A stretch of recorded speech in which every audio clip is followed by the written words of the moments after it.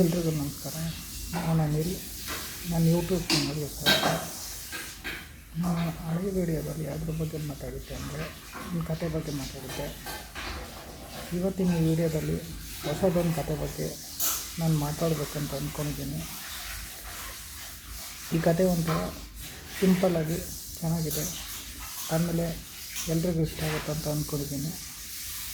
ಕಥೆಯನ್ನು ಏನಂತ ಅಂದರೆ, ಒಂದು ಹಳ್ಳಿನಲ್ಲಿ ಒಬ್ಬ ಹುಡುಗ ಇರ್ತಾನೆ. ಆ ಹುಡುಗನ ಹೆಸರು ಬಂದು ಸಂಜಯ್ ಅಂತ. ಆ ಹುಡುಗ ಚಿಕ್ಕವನಿರ್ಬೇಕಾದ್ರೆ ಅವ್ರ ಅಮ್ಮ ಸತ್ತೋಗ್ಬಿಡ್ತಾಳೆ. ಅವನಿಗೆ ಅವ್ರ ಅಪ್ಪ ಮಾತ್ರ ಇರ್ತಾನೆ. ಮತ್ತು ಆಮೇಲೆ ಅವ್ರ ಅಪ್ಪ ಇದ್ದು ಇವ್ರ ಅಮ್ಮನೇ ಸತ್ತೋಯ್ತು. ಆಮೇಲೆ ಇರೋದು ಒಬ್ಬನೇ ಮಗ. ಆಮೇಲೆ ಅವನನ್ನು ಈ ಸಿಟಿಗೆ ಕರ್ಕೊಂಬಂದು ನಾನು ಒಳ್ಳೆ ಸ್ಕೂಲ್ ಸೇರಿಸಿ ಚೆನ್ನಾಗಿ ಓದಿಸ್ಬೇಕು ಅಂತ ಅಂದ್ಕೊಂಡಿರ್ತಾನೆ. ಮತ್ತು ಆಮೇಲೆ ಹುಡುಗನ ಕರ್ಕೊಂಬಂದು ಒಳ್ಳೆ ಸ್ಕೂಲ್ಗೆ ಹಾಕಿ ಓದಿಸ್ತಾನೆ. ಮತ್ತು ಆಮೇಲೆ ಒಂದು ಸಾರಿ ಏನಾಗ್ಬಿಡುತ್ತಂದರೆ, ಒಂದು ಸಾರಿ ಅವ್ರ ಅಪ್ಪನಿಗೆ ಹುಷಾರಿಲ್ದಂಗೆ ಆಗ್ಬಿಡುತ್ತೆ. ಆವಾಗ ಅವನು ಸ್ಕೂಲ್ಗೆ ಹೋಗೋದು ಸ್ವಲ್ಪ ದಿನ ಬಿಟ್ಬಿಡ್ತಾನೆ. ಆಮೇಲೆ ಸ್ಕೂಲ್ಗೆ ಹೋಗ್ತಾನೆ. ಅಲ್ಲಿ ಆಗಿರೋಂಥ ಪಾಠ ಪ್ರವಚನಗಳು ಮತ್ತು ಯಾವುದೂ ಅವನಿಗೆ ಸಿಗೋದಿಲ್ಲ. ಮತ್ತು ಆಮೇಲೆ ಅವನು ಯಾವುದೂ ನೋಟ್ಸ್ ಸಿಕ್ಕಲಿಲ್ಲಲ್ಲ. ಆಮೇಲೆ ಅವನು ಕೂಡ ಸುಮ್ಮನಾಗ್ಬಿಡ್ತಾನೆ. ಅವನು ತುಂಬ ಚೆನ್ನಾಗಿ ಓದುವಂಥ ಸ್ಕೂಲ್ ಇರ್ತಾನೆ. ತುಂಬ ಒಳ್ಳೆ ಮಾರ್ಕ್ಸ್ ಕೂಡ ತೆಗಿತಿರ್ತಾನೆ. ಅವನಿಗೆ ಯಾರೂ ಹೆಲ್ಪ್ ಮಾಡೋದಿಲ್ಲ. ಆ ಫ್ರೆಂಡ್ಸ್ ಬಂದುಬಿಟ್ಟು ಯಾರು ಅವನಿಗೆ ನೋಟ್ಸ್ ಕೊಡೋದಿಲ್ಲ. ಆಮೇಲೆ ಇದ್ದುಬಿಟ್ಟು ಎಕ್ಸಾಮ್ ಬರ್ತದೆ. ಮತ್ತು ಆಮೇಲೆ ಎಕ್ಸಾಮ್ಗೆ ಅಟೆಂಡ್ ಆಗ್ತಾನೆ. ಆ ಎಕ್ಸಾಮಲ್ಲಿ ಅವನಿಗೆ ತುಂಬ ಕಡಿಮೆ ಅಂಕ ಬರ್ತದೆ. ಪಾಸ್ ಆಗ್ತಾನೆ, ಆದರೆ ಕಮ್ಮಿ ಅಂಕ ಬರ್ತದೆ. ಆಮೇಲೆ ಅವ್ರ ಅಪ್ಪನ ಹತ್ರ ಹೋಗ್ತಾನೆ. ಹಿಂಗೆ ಮಾರ್ಕ್ಸ್ ಎಲ್ಲ ತೋರಿಸ್ತಾನೆ. ಮಾರ್ಕ್ಸ್ ಎಲ್ಲ ತೋರಿಸಾದ್ಮೇಲೆ ಅವ್ರ ಅಪ್ಪ ಹೇಳ್ತಾನೆ, ಯಾಕೆ ಇಷ್ಟೊಂದು ಕಡಿಮೆ ಮಾರ್ಕ್ಸ್ ಬಂದಿದೆ ಅಂತ.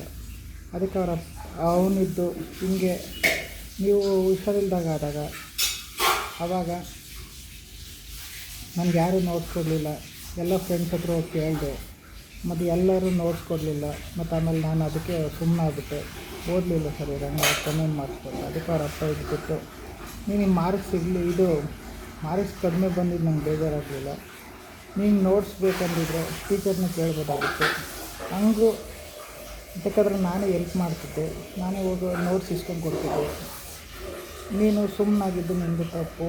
ಇಲ್ಲಿ ಯಾರಿಗೂ ಸಹಾಯ ಮಾಡೋದಿಲ್ಲ. ನಾವು ಹೋಗಿ ಕೇಳಿ ಇಸ್ಕೊಂಡು ನಮಗೆ ನಾವೇ ಓದಬೇಕು. ಯಾರೂ ಇಲ್ಲಿ ಓದು ಅಂತಲೂ ಹೇಳಲ್ಲ, ಯಾರು ಇಲ್ಲಿ ಚೆನ್ನಾಗಿ ಇದು ಮಾಡು ಅಂತಲೂ ಹೇಳಲ್ಲ. ಹಂಗಾಗಿ ಇದಾದಮೇಲೆ ಆ ಹುಡುಗನಿಗೆ ಏನಾಯ್ತಂದರೆ, ನಾವು ಮಾಡಿ ತಪ್ಪಲ್ಲ, ನಾನು ಸುಮ್ಮನೆ ಇರಬಾರ್ದಾಗಿತ್ತು, ಟೀಚರಿಗೆ ಹೋಗಿ ನೋಟ್ಸ್ ಕೇಳಬೇಕಾಗಿತ್ತು. ಆಮೇಲೆ ಅವ್ರು ಕೂಡ ಕೊಡ್ತಿದ್ರು. ಮತ್ತು ಆಮೇಲೆ ನಾನು ಸುಮ್ಮನೆ ಇದ್ದಿದ್ದಕ್ಕೆ ನಾನು ಓದಿದ್ದಕ್ಕೆ ಕಮ್ಮಿ ಅಂಕ ಬಂತು ಅಂತ ಹೇಳಿ ಅವನಿಗೆ ಪಶ್ಚಾತ್ತಾಪ ಆಗ್ತದೆ. ಮತ್ತು ಆಮೇಲೆ ಇದಾದಮೇಲಿಂದ ಅವನು ಜ್ಞಾನೋದಯ ಮಾಡ್ಕೊತಾನೆ. ಇನ್ಮೇಲಿಂದ ನಾನು ಎಲ್ಲದೂ ಕೇಳಿ ತಿಳ್ಕೊಬೇಕು, ಎಲ್ಲ ಮಾಡಬೇಕು. ಮತ್ತು ಆಮೇಲೆ ಇಲ್ಲಿ ಯಾರಿಗೂ ಸಹಾಯ ಮಾಡೋದಿಲ್ಲ. ಆಮೇಲೆ ನಮಗೆ ನಾವೇ ಸಹಾಯ ಮಾಡ್ಕೋಬೇಕು. ಮತ್ತು ಆಮೇಲೆ ಯಾರು ನಮ್ಮನ್ನ ಮುಂದಕ್ಕೆ ಹೋಗೋ ಅಂತ ಹೇಳಲ್ಲ, ಯಾರು ಉದ್ಧಾರ ಆಗೋ ಅಂತಲೂ ಹೇಳಲ್ಲ. ಮತ್ತು ಇಲ್ಲಿ ನಮಗೆ ನಾವೇ ಹೆಲ್ಪ್ ಮಾಡ್ಕೊಂಡು ಮುಂದೆ ಬರಬೇಕು, ಎಲ್ಲ ನಾವೇ ತಿಳ್ಕೊಬೇಕು ಅಂತ ಹೇಳಿ ಅವತ್ತಿಂದ ಅವನು ಎಲ್ಲನೂ ಕೇಳಿ ಮಾಡಿ ತಿಳ್ಕೊಂಡು ಚೆನ್ನಾಗಿ ಓದಿ ಮುಂದೆ ಬರ್ತಾನೆ. ಈ ಕತೆ ಇಲ್ಲಿಗೆ ನಿಲ್ತತೆ. ಮತ್ತು ಆಮೇಲೆ ನನ್ನ ನೆಕ್ಸ್ಟ್ ವೀಡಿಯೋದಲ್ಲಿ ಹೊಸ ವಿಷಯ ತೊಗೊಂಡು ಅದ್ರ ಬಗ್ಗೆ ಮಾತಾಡ್ತೀನಿ. ಈ ಕತೆ ನಿಮ್ಗೆ ಇಷ್ಟ ಆಗಿದೆ ಅಂತ ಅಂದ್ಕೊತೀನಿ. ಈ ಕತೆದು ಇದು ಬಂದುಬಿಟ್ಟು ಮಾರಲ್ ಆಫ್ ದಿ ಸ್ಟೋರಿ, ನೈತಿಕ ಮೌಲ್ಯ ಏನಂದರೆ, ಇಲ್ಲಿ ಯಾರಿಗೂ ಸಹಾಯ ಮಾಡೋದಿಲ್ಲ. ನಮಗೆ ನಾವೇ ಕೇಳಿ ಮಾಡಿ ತಿಳ್ಕೊಂಡು ಮತ್ತು ಆಮೇಲೆ ನಮಗೆ ನಾವೇ ಇದು ಮಾಡ್ಕೋಬೇಕು ಅಂತ. ಧನ್ಯವಾದಗಳು. Thank you so much.